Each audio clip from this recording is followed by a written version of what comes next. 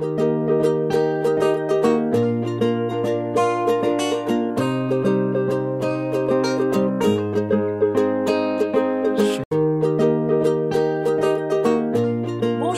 et bienvenue dans cette nouvelle émission d'Astro Vidéo qui est toujours dans les sentiers de Meudon. C'est magnifique. Évidemment, nous sommes à l'orée de l'été et il fait un temps chaud, un peu brumeux, mais en tout cas, c'est très agréable. Quels sont les aspects marquants de ce 10 juin 2016? Est-ce que nous allons voir ensemble tout de suite? Alors, on a toujours cette grande croix mutable dont j'ai parlé hier, qui pose une tension qui oblige à développer d'autres qualités que vous ne seriez pas allé chercher s'il n'y avait pas eu ces soucis, ou ces problèmes, ou ces blocages. Alors déjà, on a un très très bel aspect entre Uranus.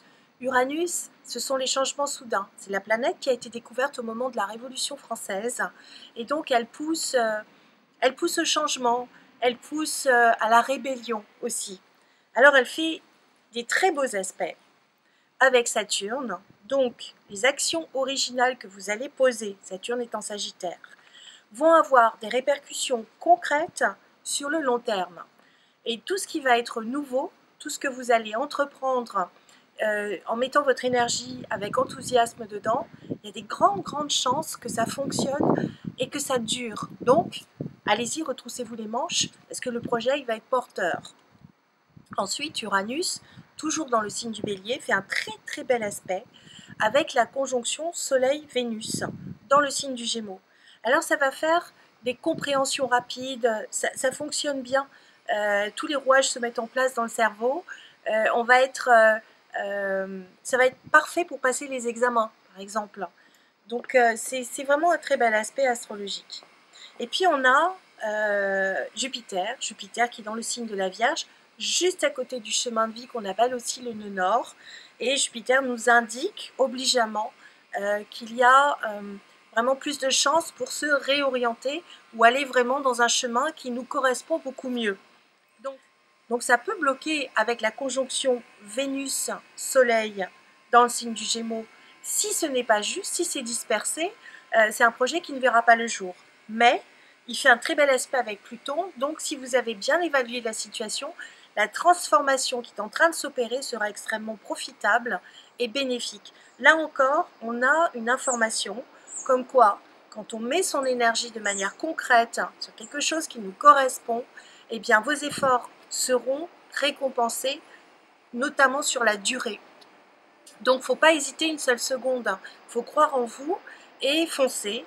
Et même si vous avez l'impression que c'est un peu bloqué, insistez.